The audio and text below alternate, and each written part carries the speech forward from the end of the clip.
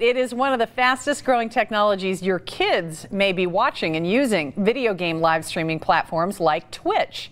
While a lot of parents may not even have heard of Twitch, your kids definitely have. And here to talk about how it works and why kids are turning to it is Stephen Smith of A Wired Family. Good to see you, Steve. And not just Twitch, there are many other networks that it has spawned, right? Well, yeah, there are several. So you've got YouTube gaming, you've got Facebook Live gaming, you have Caffeine and several others in that. So yeah, but Twitch seems to be the one that which right now is the largest. So I have heard of Twitch because I have an 11-year-old son and he loves to watch these big-time gamers playing video games. So a parent might be thinking, why in the world would my kid want to watch that? Why do they watch it? Well, you know, kind of when I was a kid, if I wanted, my favorite star was a baseball player named Pete Rose, right? If I wanted to watch Pete play, I'd have to go down to Riverfront Stadium or I'd turn on TV.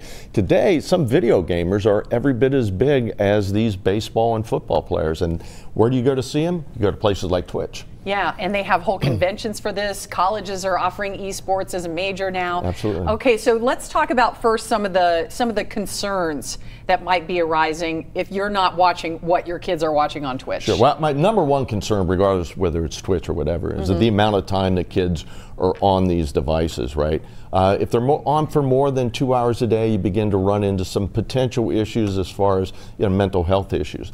But on Twitch in particular, 90% of the content on Twitch is fine, right? But there's about 10% of it that concerns me, and that's what's called the women or the girls of Twitch, which are also video gamers most of the time, right? But they also have kind of their own little talk shows where they'll do some things that are certainly inappropriate, including accepting money to do some things on camera that one would consider not appropriate for a 13-year-old boy or girl to watch. So it's kind of a sexual content that you might not want your kids to be part of. Absolutely. And I watched the video that you put together about this. A little bit of maybe bullying, racism, some violence, depending on what games they're playing. Yeah, I mean, it's a little slice of life, right? Right. You know, there's racism, violence, and inappropriate conversations in life, and you see it here on Twitch as well. So I always say, there's nothing wrong with Twitch and YouTube gaming, right? It's the people, some of the people that are playing those games that we as parents have to be cognizant of, right? And make sure that our kids are staying away from them.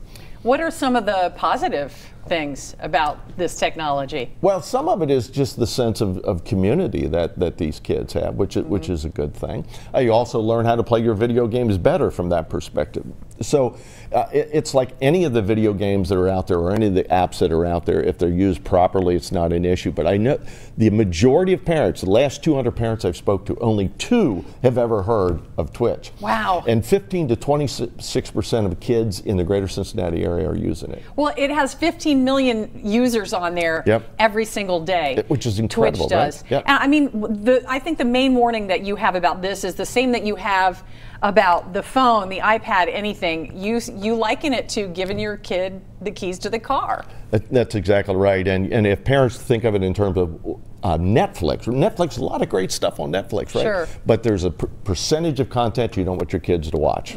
So when they have a smartphone, and so many kids do now, what should parents be doing on a daily basis to monitor? They need to be managing those things, and there are a number of what I call parental tools out there. And the best place to look for these parental tools is if you go to the August edition of PC Magazine, they list the top 10, tell you the good, the bad, and the ugly of them. If you're using them, you're going to be in pretty good shape. All right, so there you go. PC Magazine, the August edition, or awiredfamily.org. awiredfamily.org. Very good. I'm going to post your video about Twitch on my Facebook, so then you can go there and look for that. Thank you, Steve. Happy Thanksgiving. Thank you. You too. Appreciate it.